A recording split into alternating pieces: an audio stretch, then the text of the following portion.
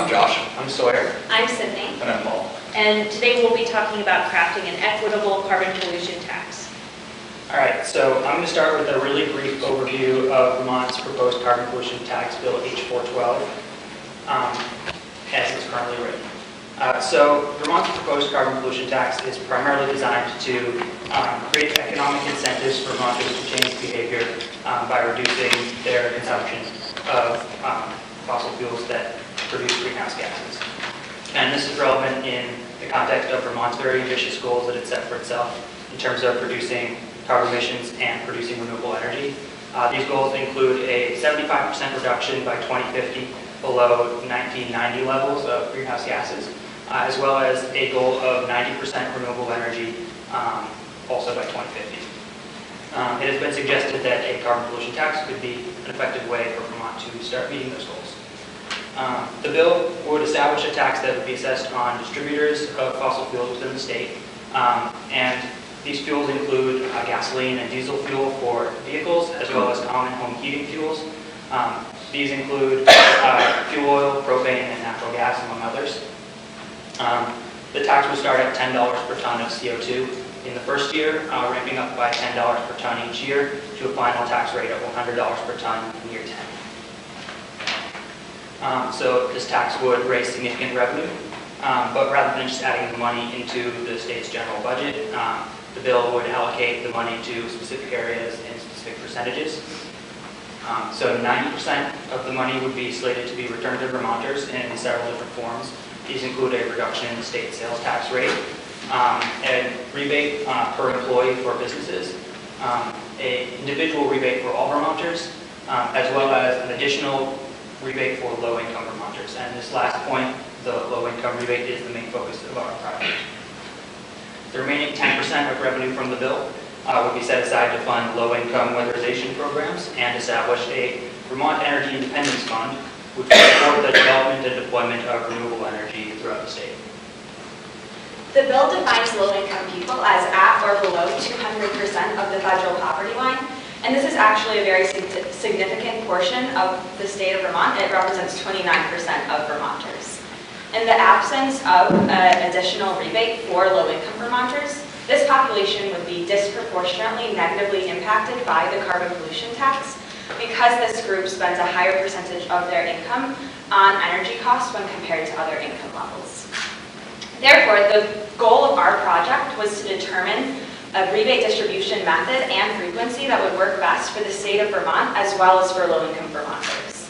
We initially thought about two different rebate methods. One was the income tax rebate, and another would be a rebate distribution method through electronic benefit transfer cards, or EBT cards. EBT cards look like and function like debit cards and can be used for individuals to receive their assistance benefits, such as food assistance and fuel assistance, and can be used, for example, at participating grocery stores. And there's also the option for individuals to have a cash withdrawal account on their EBT card, and therefore they could use it at participating ATMs. We had several different research strategies throughout our project. One was expert interviews, another was case studies of existing and proposed carbon pollution taxes, and we also had a paper and online survey as well as focus groups. Oh, and that all led up to our recommended rebate method, which we're here to present to you all today. Our expert interviews happened at both the national level and the state level. At the national level, we talked to experts about how carbon pollution taxes work, and then more specifically, how the carbon pollution tax works in British Columbia. At the state level, we talked to experts about how assistance programs work in Vermont, as well as we were able to learn about benefit cliffs, which we'll talk about later, and more generally about the everyday lives of low-income Vermonters. So it's worthwhile to consider that Vermont's proposed carbon pollution tax does not exist in isolation. Other nations have carbon pollution taxes and other states have proposed them. Through extensive research and expert interviews, we examined the existing carbon pollution tax in British Columbia, which has been relatively successful and went into effect on July 1st, 2008, and the proposed carbon pollution taxes in Massachusetts and Washington State. So, as you can see, the carbon pollution tax in British Columbia and the proposed carbon pollution taxes in Washington, Massachusetts are all revenue neutral. This would increase transparency of the bill, both in the eyes of politicians and everyday individuals. As Sawyer mentioned, Vermont has a 90-10 split this 10% being funneled into low-income weatherization and Vermont Energy Independence Fund. Legislators believe that this could help individuals curb behavior in ways that they would otherwise be unable to.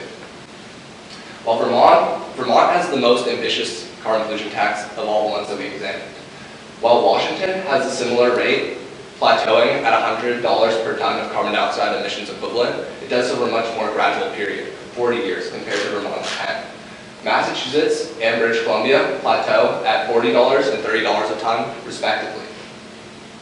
Unlike British Columbia, Washington, and Vermont, Massachusetts' proposed carbon pollution tax has no special considerations for low-income individuals. British Columbia and Washington treats farmers. The proposed carbon pollution taxes in British Columbia and Washington treat farmers specially. In British Columbia, farmers are exempt entirely from the tax. And in Washington, as it's currently written, farm diesel will be phased in over a 40-year period. In Massachusetts and Vermont, no one is exempt from the tax as the bills are currently written. In Vermont, this is because legislators believe that would go against the spirit of the bill, which is to curb behavior across the board. So each carbon pollution tax that we discussed and examined treats low-income individuals differently. British Columbia defines low-income individuals on a threshold that was created specifically for the bill. This is partly because Canada has no federal poverty line. Washington uses the federal earned income tax credit, and as we discussed earlier, Vermont uses 200% or less as the federal poverty line as a marking point for low-income individuals. Both in British Columbia and in Washington, rebates are gradually ramped down for individuals over the income threshold. In Vermont, individuals over the 200% or less of the federal poverty line would not receive any additional rebate as the bill is currently written. As we'll discuss later, this could create a benefit loop in which individuals who are above this 200% line would lose the benefit entirely. Both British Columbia and Washington's rebates that are associated with the carbon pollution tax are distributed through the tax system. As we found out from our discussion with the Vermont State Department of Taxes, if Vermont's proposed carbon pollution tax distributed rebates solely through the income tax system, this would leave out 8% of Vermonters who live in households where no one files taxes. British Columbia, Washington, and Vermont all suggest different frequencies with which rebates should be distributed. British Columbia delivers rebates quarterly, and Washington proposes an annual distribution, and Vermont, as the bill is currently written, proposes a monthly. The frequency with which rebates are distributed will likely become of increased importance, especially to individuals who are living paycheck to paycheck, as the monetary value of the rebates increase. So I'm going to discuss one of our major points of research, which was a survey. Our survey was distributed in both an online and paper form. And as you can see, we had 333 completed total surveys. 27% of those fell under what is considered low income, as this bill is written. So here's our participants by county. And as you can see, we had respondents from all of Vermont's 14 counties. The largest being from Addison County, which is because Millbrae is centered in Addison County, and because all of our paper surveys were distributed at the Charter House in Millbrae, so they fell into the Addison County respondent group. So one of the most important findings from our survey was which rebate method low-income Vermonters would prefer. So this question was only asked to those who qualified as low-income as the bill is defined. As you can see, 41% of our respondents decided that an income tax rebate method would be the best for them, largely because they're familiar with income tax forms already. 27% of Vermonters or low-income Vermonters responded that they would like to receive a rebate method or rebate through an EBT card method. And this is because many of them are familiar with an EBT card, because the frequency of the rebate could be altered, and because the EBT card could allow them to use a cash account, which means that they could spend the money wherever they chose. 29% of our respondents chose an other response, and largely the respondents in this other category were asking for cash or checks coming back from the state. And the best way for the state to deliver a cash equivalent to low-income Vermonters is through an income tax rebate or through an EBT card. We also asked our respondents about the best usage for the Energy Independence Fund, be it home weatherization, public transport, or renewable energy projects. And as you can see, there's a relatively even split in each of these. Our other respondents mostly chose a combination of these different projects. And this is just showing that each one of these is considered important for the low-income population. I'm going to delve a little bit into some of our selected responses from our survey.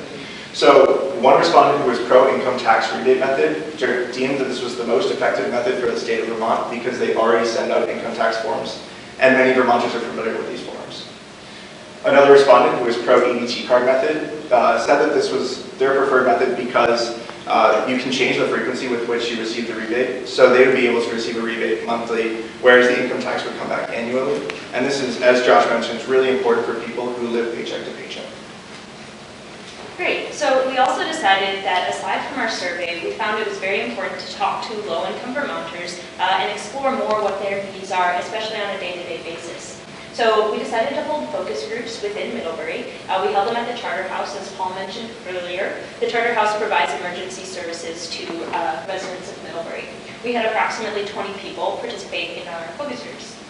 And these are some of our key takeaways. The first key takeaway is that lower levels of income make it difficult to adapt to a carbon pollution tax. So this means that people potentially are already trying to save money by reducing their fuel use or trying to drive less already, so it's difficult to adapt. But also it means that they have less access to capital to make larger investments, such as getting a more efficient car or weatherizing a home. Our second takeaway is that rebate options need low barriers to entry. At our focus group, people made very clear to us that they did not want to fill out a lot of paperwork. But this also means that low-income Vermonters shouldn't be expected to spend a lot of time hunting for this rebate or putting in a lot of effort to receive a rebate that should come to them. Our third key takeaway is that many low-income residents do face a benefit cliff. So this means people were very concerned that if they made just a little bit more in one particular year, they would lose this extra rebate entirely. So this was very important for people to have addressed. Our fourth key takeaway is that the rebate needed to be delivered as a cash equivalent. This basically meant that people wanted to determine for themselves what was the most important thing for them to spend the money on, and so they wanted it with no strings attached. We also found this on our survey. We asked people if they could say what they thought that they would spend the money on if they were to receive this rebate, and the most frequent response was that they would spend it on home heating, but other categories such as education, healthcare, and rent all receive significant percentages as well. So this just points to the fact that people have different needs and the rebate needs to be given as a cash equivalent. So these are basically our main findings. From our survey, we found that an income tax rebate is preferred because it's a simple option, it's a system that people are already familiar with. But from our expert interviews, we learned that if Vermont distributed the rebate exclusively through this method, it would leave out 8% of Vermonters. From our focus groups, however, we learned that EBT cards could be a potential option for this population because, first of all, EBT cards can remove barriers to entry, especially when people already hold the cards and are familiar with the system. And also, they're important because you can have a more frequent distribution method than just annually. From our case studies, we also learned that benefit cliffs can be an issue and that other carbon pollution taxes address this issue. And so Vermont could potentially look to Washington or to British Columbia to see examples of how it could be dealt with, either by ramping the rebate down across once a participant has crossed the poverty line, or as with in Washington, ramping up and ramping down as with the EITC. So this is our proposed recommended rebate method, and it's basically a combination of the two strategies of EBT card and an income tax rebate. So the way that we see this would work is that residents who already have an EBT card would automatically be opted in to receive their rebate through this method. So this means that they wouldn't have to fill out any paperwork to receive it more frequently and to receive it in a method that they're already familiar with. For residents who do not already have an EBT card, they would automatically receive it through an income tax rebate, which would be simple for them. Residents would also have an option to enter into the EBT card system or to opt in, but we propose that automatically opting in people who already have an EBT card is a very important method in order to increase the usage of this program. So in sum, this is our proposed rebate method, and thank you very much for listening to us. We'd like to thank everybody who helped us out. And are there any questions?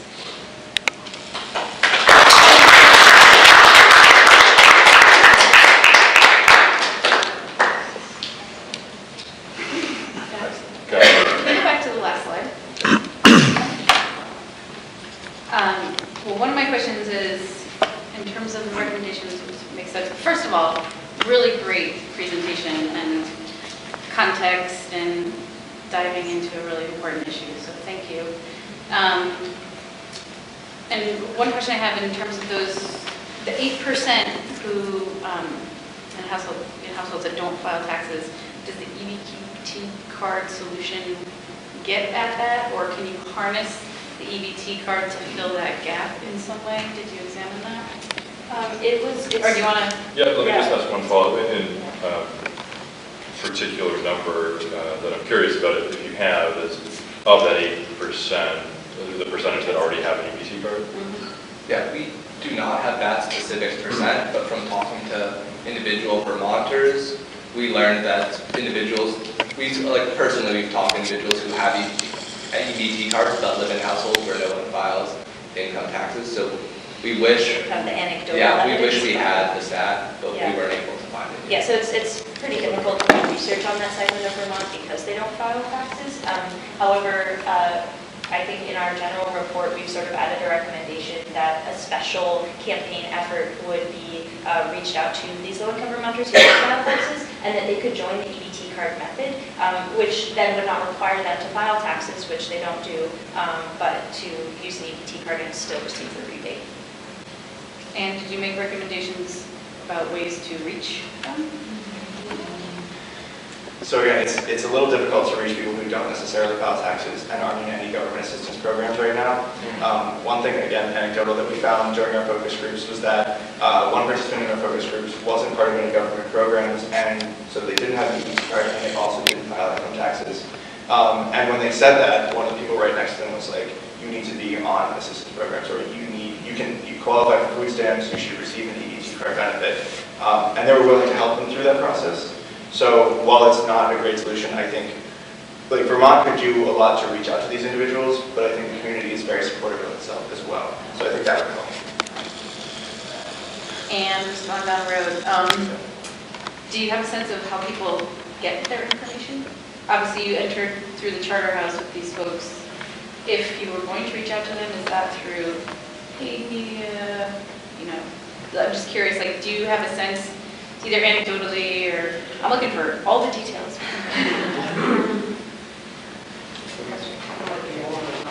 Yeah. So what we've considered a very, very preliminary version of how we reach out to people would be kind of a one-page flyer which details some of the basics of the tax and how the rebate method could be delivered back through these two. And that would be distributed to community organizations. Exactly. So, go ahead. I was going to suggest, you might suggest how you got folks to engage in the focus group. Oh, yeah. Yep, so what we did for the focus group was at the Charter House in Middlebury, they have community lunches once a day, Monday through Thursday at 11 o'clock every day. So they provide food for those in need. And because they don't have one on Friday, we were able to host a pizza lunch in that same time slot, in that same venue. And people were familiar with the space, they just came back on that Friday. So that was a great way for us to reach out to people. It's also great to know that in the Charter House, they have a lot of space for flyers and other ways that low-income Vermonters can receive benefits. So if we had some sort of one-page kind of flyer or poster, it would be a good place to put that.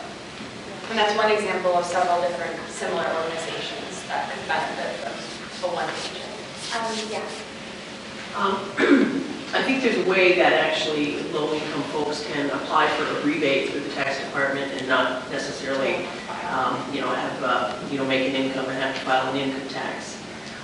My question is, I'm curious, either on the EBT card or on the income tax rebate, did you discuss within those methods, and you've done a really good job of capturing, what would be a fair and equitable way to distribute the benefit, but did you discuss different benefits for different income levels that they would get for, because obviously people who make 100% of the federal poverty level will pay a lot more in increased cost than someone at 200% of the federal poverty level.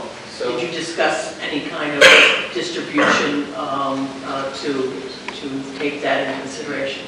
I know Washington states, they're going to have their rebate through a bump up of the federal earned income tax credit, which ramps up and then ramps down. So individuals who make a very low amount of money wouldn't receive a lot of money from the rebate, but individuals who make slightly more will receive more and more, and then at some point they'll start to receive less and less from the rebate. So possibly considering a similar method could take care of that issue, although then there's also problems with having it be through the federal earned income tax credit. Because all these benefit programs do in fact have different, for instance, LIHEAP has 12 different levels of income, and they get a bigger LIHEAP benefit if they're at the lower level, and it covers more of the cost of their things. The other thing I would mention is, I know 200% is in the bill, but 200% is a real benefit cliff for low-income people, and I would suggest that it go higher. Yeah, that's something that we definitely found when talking to low-income folks and with others, community action agencies. The 200% federal poverty line seemed to be a lot further under a livable wage than was hoped for. So, yeah, I think definitely something to be discussed, but we can have time to delve into it too. Throughout our project, we definitely just looked at those under 200% of the federal poverty line, but we're very aware of how benefit cliffs affect low-income people, and we're definitely proponents of looking into that more to prevent benefit cliffs. Mrs. Lafayette, also British Columbia doesn't ramp up, but for individuals, their thresholds created for the bill, and I don't have the exact numbers, they're in our report, but it's 2% of net family income over the threshold is how much your rebate is reduced by. So if you had $100 over the threshold, you lose $2 in a rebate, and that could be a good way to address a benefit cliff for Vermont without tying it to the EITC. Right? So the benefit in that method ramps down very slowly. It's not until you're significantly over the cliff that it is completely gone. I think it's like the threshold is around $30,000 for, but it depends on how many people are in your family. And then so it's like if you're $5,000 over, that's when the benefit fully ramps down. Thank you.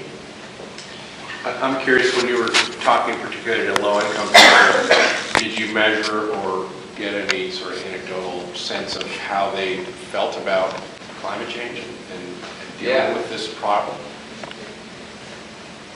Yeah, so in our survey, which reached the largest number of people, low-income watchers, for those who were above the 200% federal poverty line, there's about a 50-50 split between those who felt that carbon pollution tax would be an effective way to address climate change and those who opposed it. Many of the responses that opposed it said that climate change isn't real or that a tax isn't necessary, many pointing to kind of false evidence for climate change.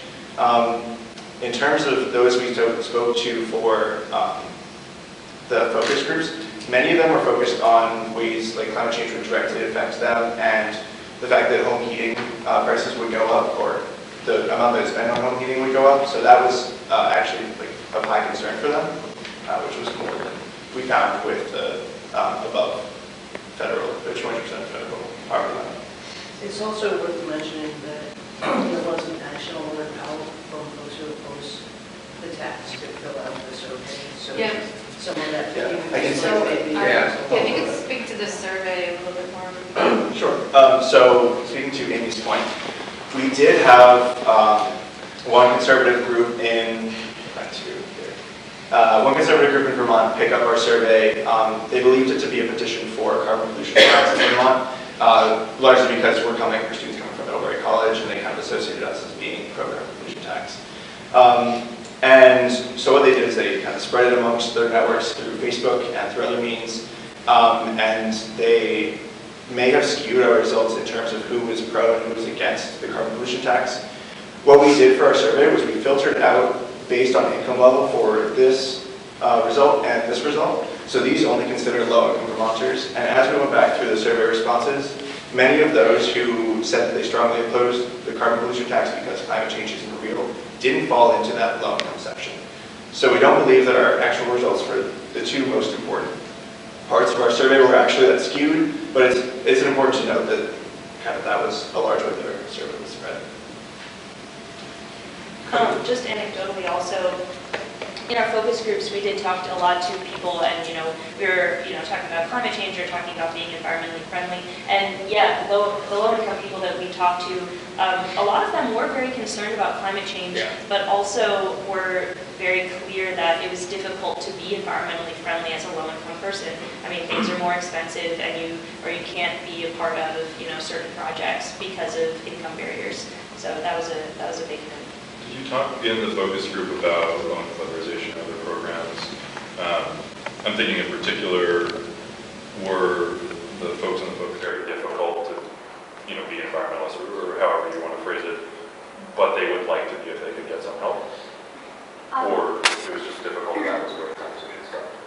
A lot of the people maybe not a lot, but probably about half of the people I was talking to in the focus group actually didn't have a permanent residence. And so I think when we're looking at a lot of these home weatherization programs, it's really difficult when you don't have the security of where you're going to be that night. And so I think these are programs people are interested in, but they have a lot of other concerns that come before that. We also had on our survey, basically a question, do you have a permanent residence? Are you a homeowner? Are you a renter? And we found a significantly larger percentage of the renters were low income than of any other group. And so that sort of points to, renter issues where maybe landlords don't have incentives to weatherize or to be a part of the programs, although I believe that there are some incentives.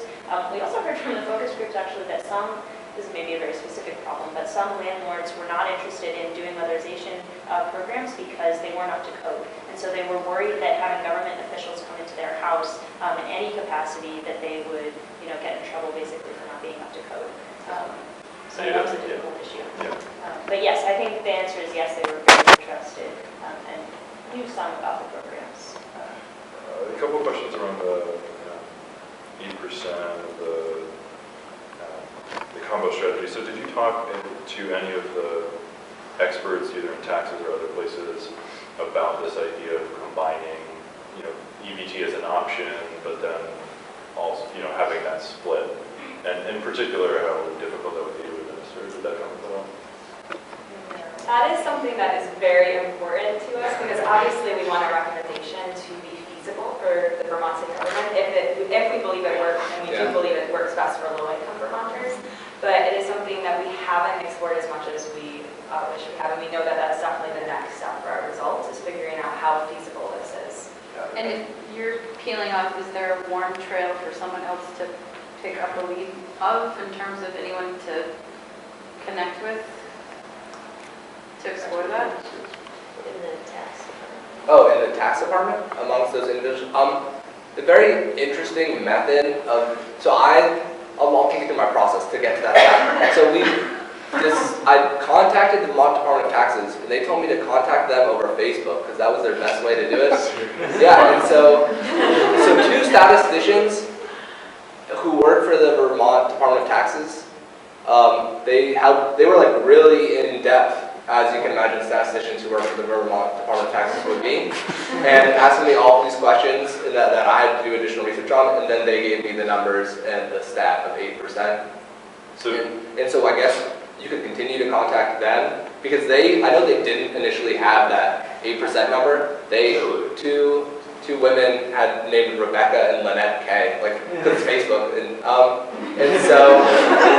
so they had to make the stat, and it took them like a week or two to come up with the actual numbers. But we're very thankful that they. We also looked, and I believe we had trouble finding it for Massachusetts as well. We found a number for Massachusetts that was, I believe, 8%. Yep. And we found it in, maybe it was 9. Yeah, it was 9% in Massachusetts. And we found that through a report, not through anything that we could get from easily just by doing research on any government website. So and I think British it's not Columbia. something that was super easy to find, actually. We got the same stat from another statistician, Daphne Mills, in British Columbia, and she said the number fluctuated between 6 and 10%. I wanted to thank you for making the comments about that low-income people really do want to make energy-efficient choices if they can afford to do so. Is that reflected somewhere, those types of answers in your report? Oh, yes.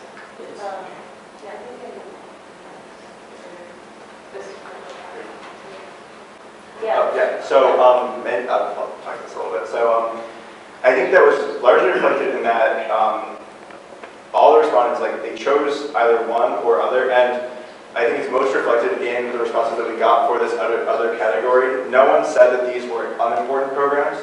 Most of the other responses said that they wanted a combination or all three of these choices. Some even suggested methods beyond public transportation, home weatherization, and renewable energy projects. So I think that points to the fact that low-income Vermonters really see this as an important fund for curbing energy use. And I think that setting up a fund so that low-income Vermonters can receive benefits or capital so that they can make changes to their home or potentially get rid of their clunker car, or things like that would be very beneficial.